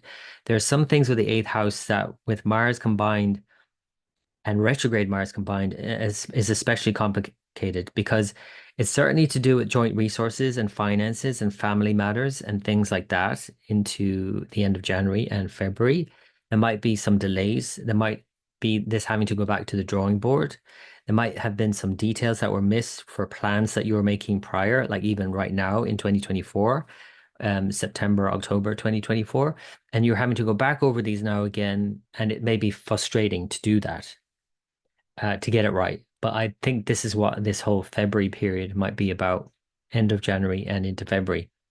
But then as it moves forward again by 24th of February, things are moving forward. And even though it's still in your eighth house until the beginning of April, at least you're moving forward, essentially. So by the 3rd of April, the second, 3rd of April, it's gone back into Cancer and it will stay in Cancer again for another while, actually until the beginning of June, so for over another couple of months. So this is where it's the last leg of the journey. And throughout this whole phase, with Mars initially moving into Cancer and then opposing Pluto, going back to Gemini, and now going back into Cancer again, April, May, obviously, again, likely maybe travel and or study. And or even if you don't do either of those things overtly, there still is this kind of need to keep an open mind about how things are progressing here, how you can think openly about these things and think different ways of getting to where you want to go. By the time Mars makes it into Leo, by June of 2025, that's a whole other ball game because now it's like you're really determined in doing something. And the many months prior to that with Mars in Cancer and Gemini and retrograde, probably gave you different perspectives and different ways of getting to where you want to go and then understanding how it is that you can achieve what you want to achieve and then do that and then just do it in June. June of 2025, July 2025, this is the phase where conjoined Ketu, your other ruler in your 10th house, is going to be a very different kind of landscape. There is going to be a big change happening in your work life. And all of this is in a way setting the stage for that. So keep an open mind, essentially, keep an open mind about what is possible, and you just will surprise yourself in the end as to what you end up doing. Again, overall, I do think Aries, this is a more positive transit for you, despite it on the kind of surface level of things, maybe looking like it's, oh, my energy is not there. In a way, you benefit from that. You benefit from not being too energized. I wouldn't say this to all signs now, but for the Aries and Scorpios of the world, sometimes just not feeling it, like not being super energized, is not a bad thing for you because when you have too much energy, you tend to maybe put it into things that are not helpful, actually. So in this case, it's more about just keep an open mind, go with the flow, allow things to pan out the way they're going to. If you don't have the energy to push against what's happening, then you're not pushing against what's happening, and things can happen more easily. And actually, it could benefit you an awful lot. So this is again what the ninth house, the fortunate ninth house represents. So, Scorpio, hope that's been of help. As always, I wish you the very best, and until next time. For Sagittarius rising and or moon sign, so Mars is moving into your eighth sign in October on October 20th, and will start to slow down in November. And by the beginning of December, December 6th, will station retrograde in your eighth, and then eventually make it back into your seventh by the 20th of January until the beginning, the 2nd or 3rd of April, and then go back into Cancer, and then April, May into June, it's again in Cancer again. So really, there's a lot to work out here in the next 9 months, in fact, with Mars back and forth between your seventh and eighth houses. This obviously has a lot to do with relationships overall, but it also could represent, its impact on your work life as well, but and many other streams of life as well. But more especially, this is like a relationship thing. It could also obviously have an impact on your finances because it's implicating a financial house and aspecting financial houses, including the second, the third, the fifth, and the 11th. Um, it's all of that. It's all of the above. And you might say, well, that seems to incorporate everything. Well, it's incorporating a lot of things for sure. But where it's focusing is on the eighth house initially, which is very much about joint resources or funding or support or money's coming to you from others and including a partner, whether professional or personal. But at the same time, the eighth house is about having to share something, having to negotiate some resource or joint venture or something. And in relationships, personal relationships, or more obviously, it's about intimacy. But in professional relationships, it's about resource. So it really depends on which one of that it is. But again, because Mars in the eighth is aspecting the other money houses, essentially, it's opposite the second house. It's ruler of the fifth house, but it's also aspecting the 11th house. And these are all money houses. So I think to consider these things, to be patient with these things, to consider maybe the Cancer tendency to sort of meander more than maybe make its way from A to B quickly, is to be patient and open-minded about how this pans out in the coming weeks and months. And to not get frustrated and to take it out on others, especially maybe relationships, family members, siblings, just in your general communications overall, because Mars is opposite Pluto in your second house, aspecting Saturn in your third. You could very easily get involved in needless arguments, even though in another way you might say, well, actually, there's something important here for me. Why else would I get angry? Why would I be frustrated unless there's something I'm not getting that I want? The issue is more with Cancer and Mars in Cancer, especially, is this kind of like annoyance that we can have, this kind of 2-year-old that stomps its feet, that just wants what it wants and wants it now. So we can become more childish in a way and reactive. And we have to be mindful of that simply. So be patient with it, especially from the 20th of October. It will move into your eighth house. It brings up maybe unforeseeable circumstances. You didn't plan for that, but then this is what's happening. And it's like, oh, I have to be open to this now. And then as it retrogrades by the 6th of December, it is a better situation overall. It means that Mars is behaving as if it's exalted from December 6th, and it will retrograde in Cancer as if it's exalted until January 20th. So December and January, there is a lot of strength that's available there. But of course, the other side of that is the pitfall of a Mars retrograde in your eighth house, aspecting again your second and third house and your 11th house. And this over the holiday period, you have to be mindful of family, siblings, friends, all of these things, and especially around money matters. But even just apart from that, there's kind of just annoyance that can really crop up with Mars retrograde in Cancer, essentially. Be mindful of your relationships in general, I would say, but especially, like I said, with these people. Um, then when it moves into Gemini, that's perhaps when you need to be especially mindful of your relationships, of course, because it goes back into your seventh house by the 20th of January until it stations then by the 24th of February. So that 1 month, end of January to end of February, it's retrograde in your seventh. That's a whole kind of going back to the drawing board.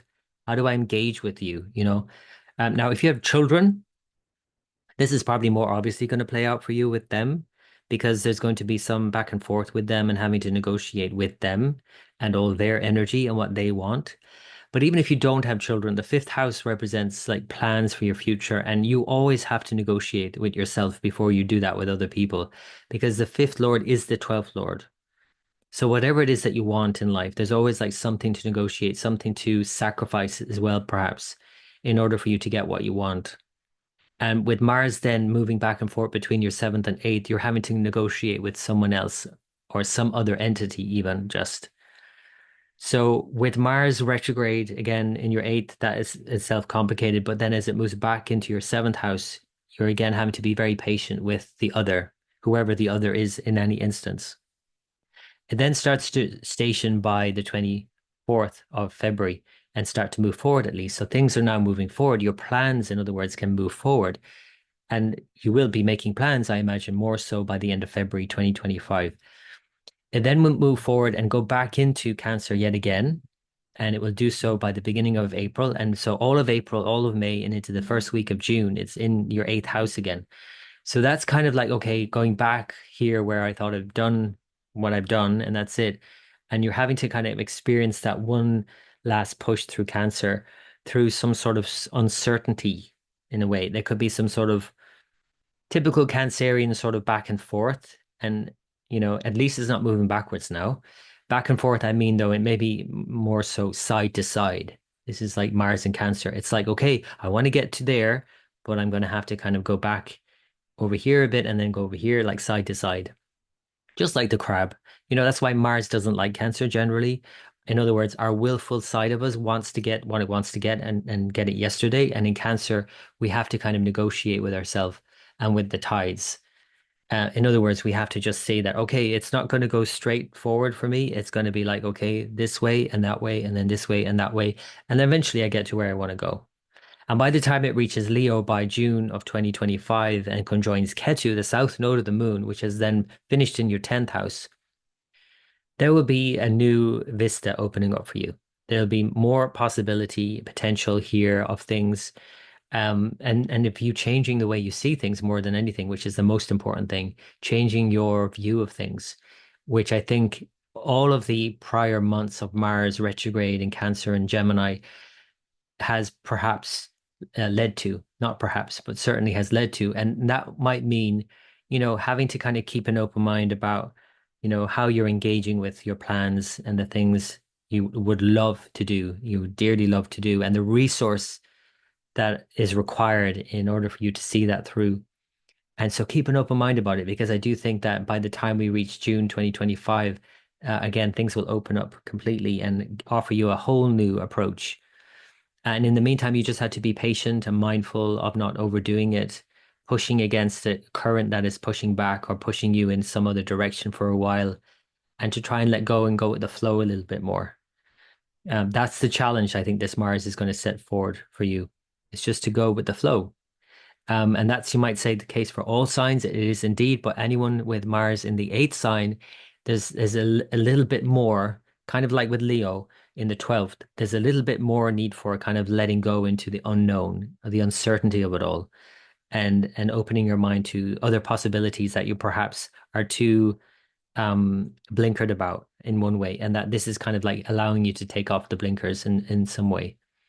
Be especially mindful, of course, like I said, about family relationships and siblings and all of these things and relationships in general, and any kind of triggers that you feel.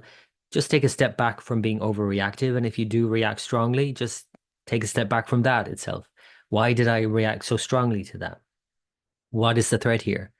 The thing about Mars in the eighth aspecting the second and third is that there could be the sense of a threat, whether it's real or not. And especially with Pluto in the second, it could be again a financial thing, the anticipation of that, or the lack of clarity. It could be a family thing, or it could be both.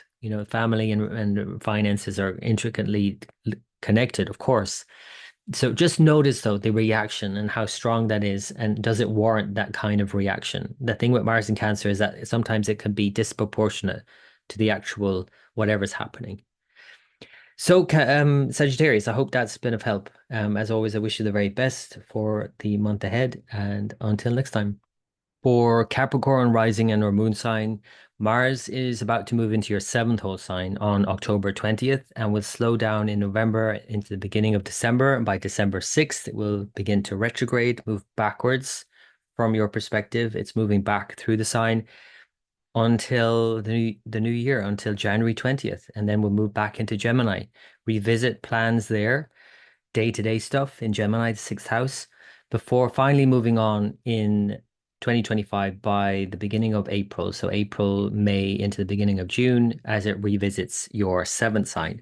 So what is this back and forth that's going on between your sixth and seventh sign? Well, first of all, what is Mars? Mars is your happiness, your ambition, your desire for being happy. It's the ruler of your fourth and 11th.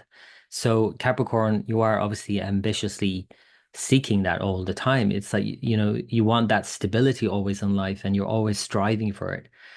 But with Mars, it goes obviously through the whole zodiac and acquires that in different ways in different signs. And so in this iteration, it's about finding that through another. So you're likely going to be discovering ways of engaging more with another, maybe wanting to be with someone or wanting to be with someone you're already with in another way, and maybe needing to be with someone you're with in another way because of the circumstances that crop up. Mars in Cancer in the seventh can be, in one way, like very passionate and that can be great, but in another way, it could be very reactive. And this is something to be mindful of as Mars moves through your seventh sign, aspecting your sign, as well as your second and your 10th sign. You have to be very mindful of how you're engaging with people and how you're communicating, as well as, you know, professionally as much as personally, essentially, because of its aspect to your 10th house and your second house, right? So there's definitely like issues here in the family relationships and in your relationship in general that has a kind of spillover into your work life. And vice versa. It's like there could be some things happening professionally in your work and your job, and then you take that home with you as well. So this is something to be mindful of, obviously, in your relationships for the next few months. There's something to figure out here. How do you communicate more effectively without kind of burning someone, by saying what you need to say? And like, is that necessary to actually say what that is? There's going to be a lot of back and forth, and you can reconsidering how you're communicating and how you're engaging with another, whether it's a significant other or not. I mean, more obviously, it will be playing out through a significant relationship, but it could be any other. It's like meeting any other in the world out there. Mars in the seventh house is just as soon as you leave the house, you're meeting the seventh house. So any engagement at all with Mars, if you perceive it to be like not working out in the way you would like, take a step back from it, and see, why am I being very reactionary, or why is someone reacting strongly to me, maybe more. That's Mars in the seventh house in Cancer. It is reactive. It's not necessarily responsive and as responsible as Capricorns generally are. It's more reactive. But again, you might not perceive that as coming from you. It could be that it's just all on the other. The other is being very reactive and impulsive, and that's something just to be open to. As I mentioned, it goes retrograde by the 6th of December. So this is actually like a double negative. So let me bring it back here to Capricorn. So you can see here, Mars is about to go retrograde from the 6th in your seventh sign. It's a double negative because Mars, though weak in Cancer and reactive to that kind of weakness and any kind of sense of threat, you're likely to feel that, or your partner is likely to feel threatened in some way, or you're feeling threatened for some reason. This kind of threat, essentially. But when it goes retrograde, it builds a lot of strength. And actually, there's this kind of maybe overreaction again, but it could also be just enough reaction in order for to pick yourself up out of that kind of reactive state as well. This double negative in a way could be like, okay, there's a situation that's cropped up here with your partner or somebody, and then you rise to the challenge, and then you overcome the issue, and then you get through it, you sort through it, something like that. It's a double negative, essentially. It's behaving as if it's exalted, like it's in your sign. So you're going to feel very fired up by this. More so actually after December 6th. So December 6th until it goes back into your sixth sign by January 20th. Then it goes back into the sixth sign. That's a whole other ball game. But at least in the seventh house, there's a very sort of full on, in your face kind of dealing with someone or some situation. And you're being challenged to deal with it and not shirk away from it. You know, you will be challenged to deal with something, but I think you will deal with it. And that's what I'm saying about the retrograde. It can be very helpful in order for you to come to terms with something, or to deal with something, or to overcome something. Now, as soon as it goes back into your sixth house from January 20th, and then will station by February 24th. So it's like whole month of its retrograde there in your sixth. That's about going back and going back over some detail, especially with Gemini. So this is like, okay, an issue might crop up in your relationships, for example, while it goes into your seventh house in October, November. Then it goes retrograde December. Then in January, it goes back into your sixth house.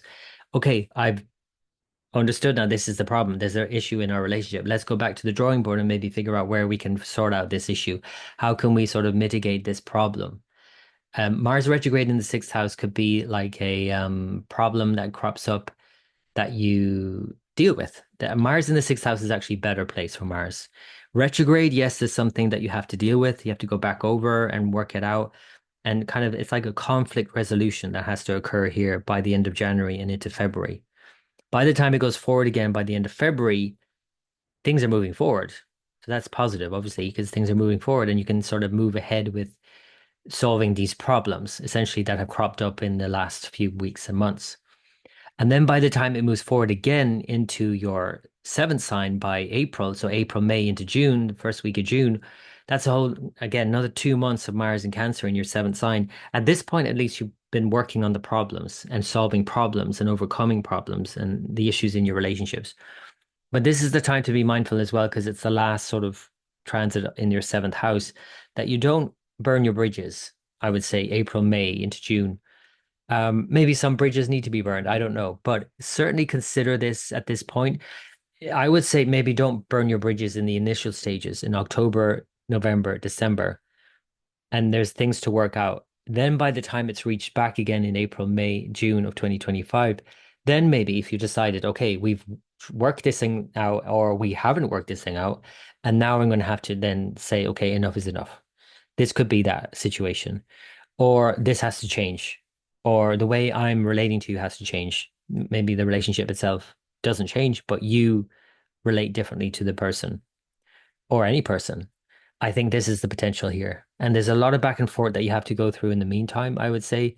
A lot that you have to work out in your relationships and in your family life and home life and all of these things. And that has, again, a big impact on your career and the decisions you're making going forward in what you're doing.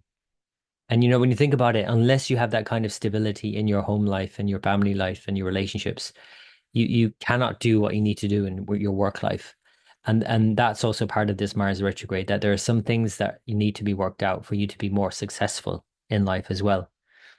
So Capricorn, that is it. That's Mars retrograde. It's a complicated transit for sure, but it's complicated for everybody. I think it's going to be particularly influential for you and your relationships in the coming months. So I wish you, of course, all the best with this. I hope you handle it well. It is what it is. It's got all happening perfectly.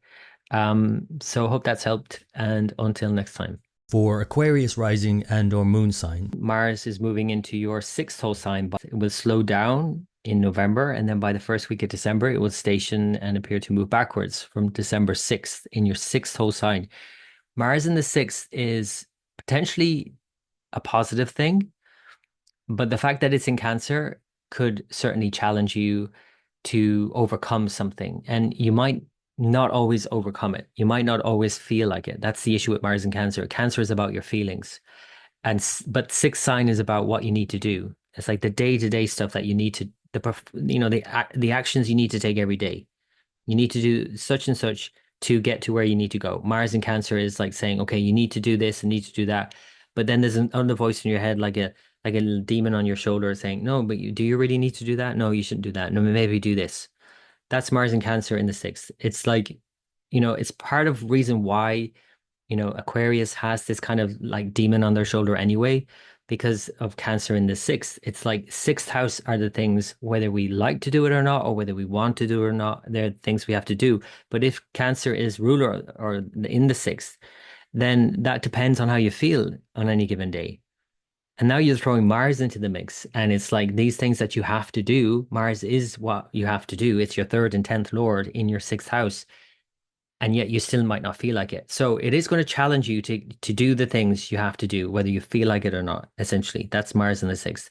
And then as it slows down and retrogrades from the 6th of December, then it's a whole kind of thing of like, what am I doing anyway? Like, how am I going to approach this thing? It's like it's not working doing it this way, and it's not helping that I'm reacting strongly to it in this way. Then maybe I have to kind of reapproach all of this. Like I reconsider how I'm doing everything. Actually, how do I communicate what I want to do as well? What do I want? What do I really want? And what are the steps that are required in me getting what I want? Essentially, this is again the third and 10th Lord Mars in your sixth house. And overriding that constant instinct to just do what you feel like doing, whether you should or shouldn't do it, is going to be maybe one of the biggest challenges of Mars in the sixth. But again, like I said, Mars actually is good in the sixth house in another way, because the sixth house and Mars kind of go hand in hand. It's like doing something, you have to do it. And it could certainly, when it goes retrograde, be more beneficial for you, because Mars retrograde in Cancer is like it's exalted in Capricorn. It's like, okay, enough is enough. I'm just going to do it. So in another way, it's like a double negative where the challenge is presented and then you've had enough of the challenge and then you're just like, oh, I'm done with it. I'm just going to do it kind of thing, right? I'm just going to do it. I'm just going to get over it and do it. I don't care how I feel. I'm just going to do it. That's more of the potential as Mars goes retrograde from the 26th of December until it moves back into Gemini on the 20th of January. Now, of course, the thing to be mindful of here, of course, is that it's still Mars retrograde.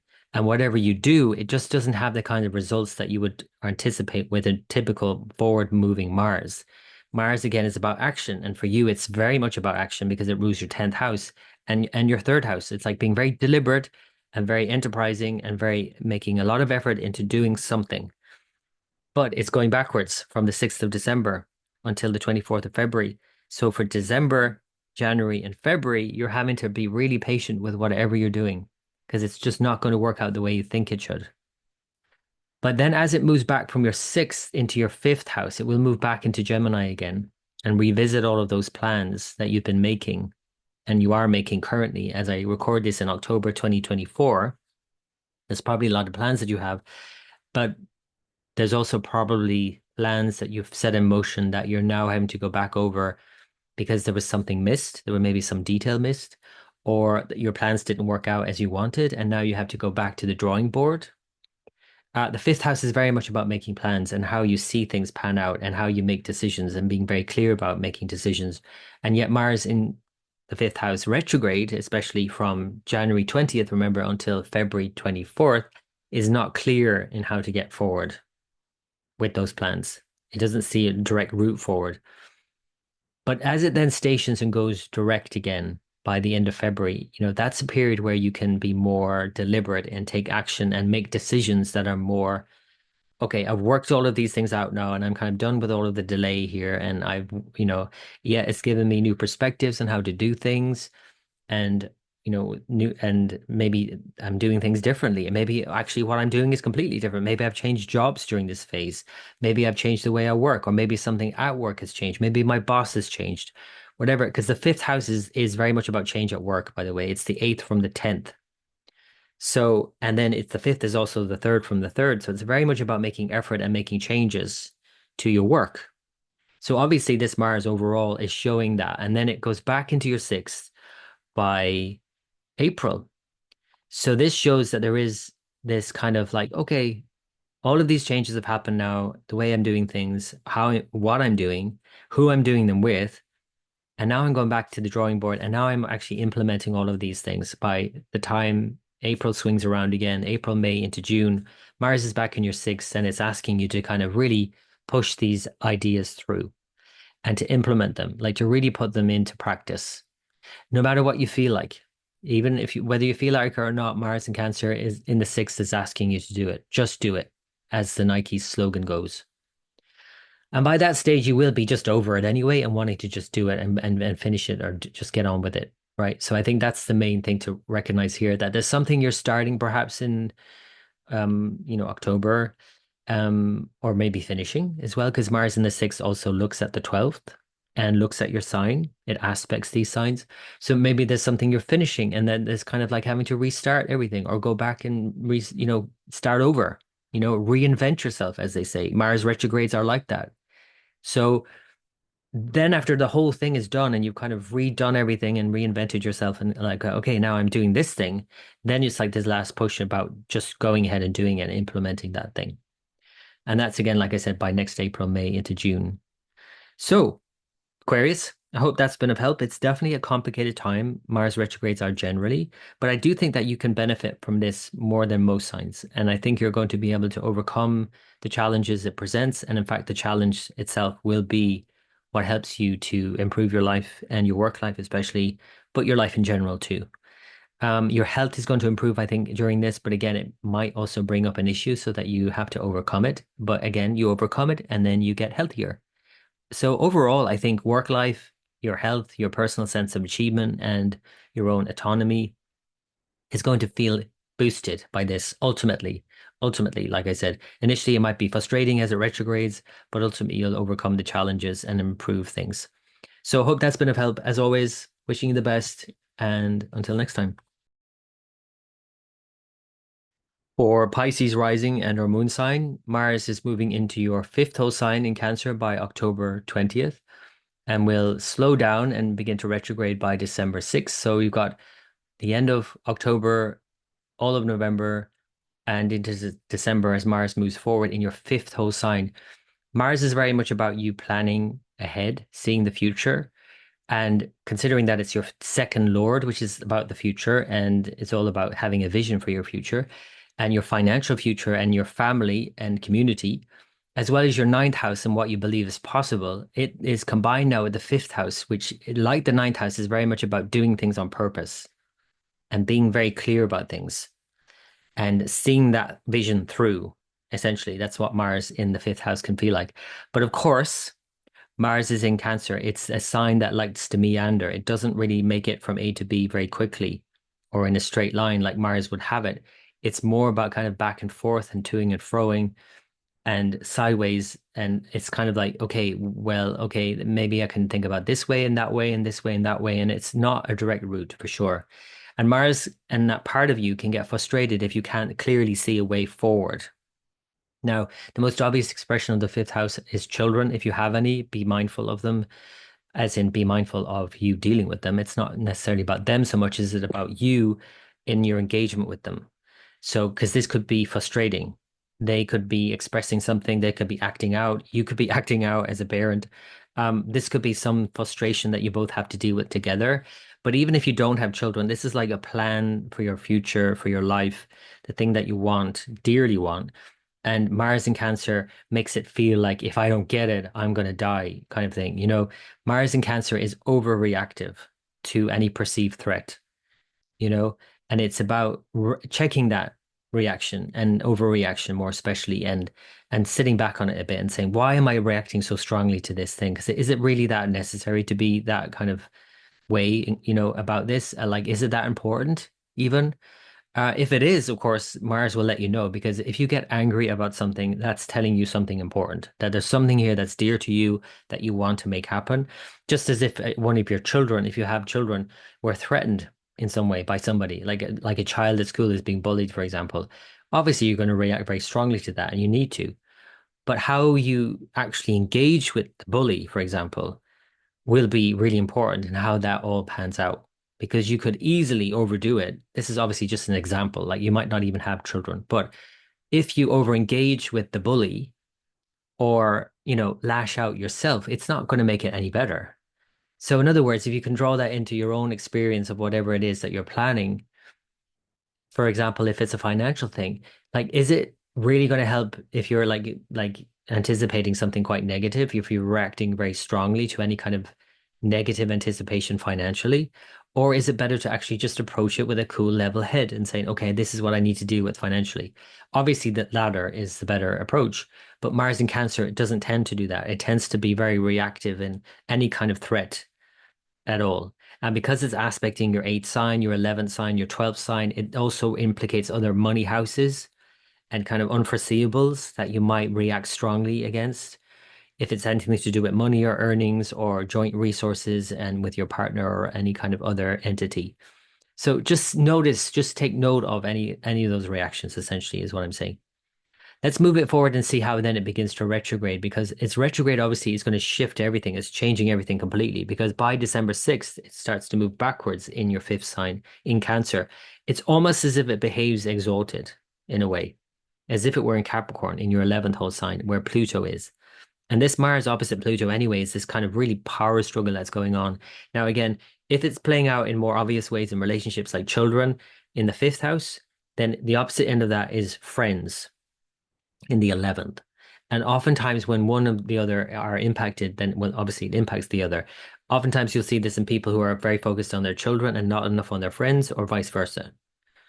And there's a balance to maintain here and recognizing the power struggle in yourself as well around the things that you love, the people you love, perhaps, or whatever it is that you love to do versus the bigger picture sort of ambition.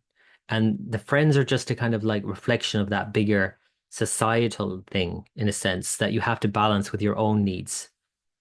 So, for example, if you have children, you're bringing them to a sort of like thing, right, with a social component. You know, those kinds of things can play out in that scenario.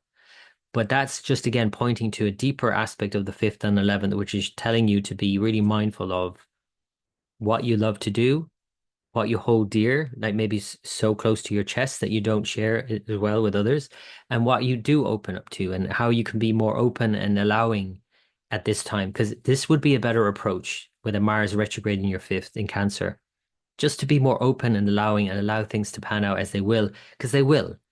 Trying to push against the tide here is not going to help.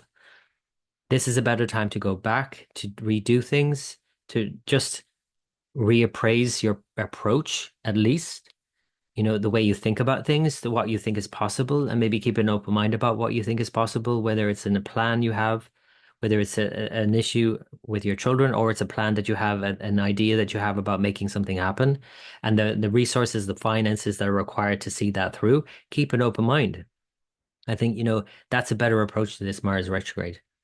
It will then continue to retrograde, but go back into your fourth host sign, into Gemini. So it's revisiting Gemini by the end of January, by the 20th of January, and then it will station direct by the 24th of February. So that end January to end February retrograde in your fourth is again going back in a way, going back to the drawing board in many ways as well, thinking about your home life, maybe plans that you're initially making. As I record this in October 2024, maybe you're thinking about making plans. Maybe there's some issue at home that you're thinking about, and you're implementing something at this stage, or you're thinking about it. This is the initial stages of the thinking about it. But then as Mars goes retrograde in end of January and in February, it's like revisiting those plans and maybe redrawing some plan, maybe rethinking your whole approach. And maybe there's a different way you can approach this now with the resources that you then have at that stage.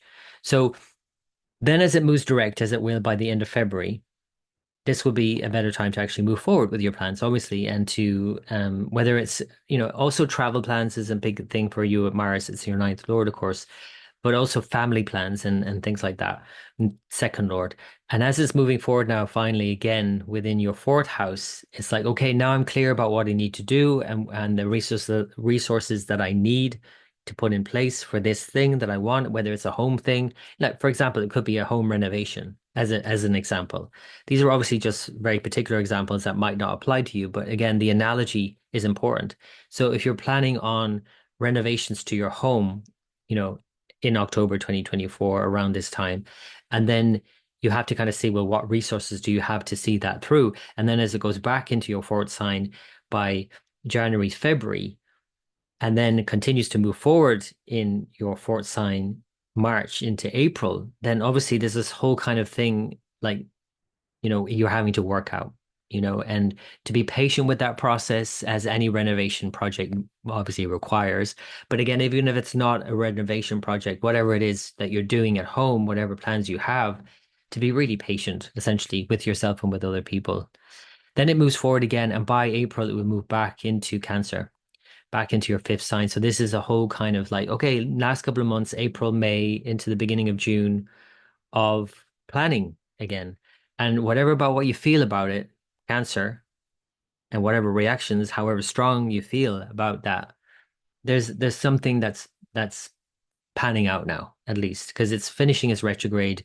Things are starting to move forward, at least. You might still get reactionary about it. You might still react very strongly, like inappropriately even, but it's still at least moving forward. It's not like before in the previous months where it all had to kind of back up and get delayed, and all those setbacks with Mars retrograde are now over, and now you're just moving forward. And in a way, the reactions that you might have now would be like, I'm over it already, and I just want to get ahead with this.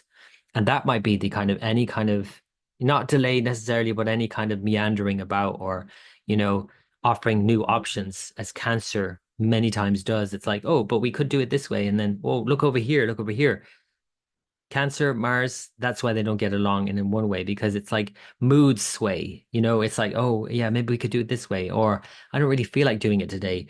These are the things that could maybe, you know, mean that this plan that you have is not going ahead quickly. At least it's going ahead, though, at this point in spring of 2025. And then by June of 2025, it moves on into Leo. And then it's about really implementing all the steps, like really breaking it down. Like, how do I make this thing happen? So, Pisces, it is a complicated few months ahead with Mars retrograde. It always is complicated, but it's further complicated by the fact that it's in Cancer.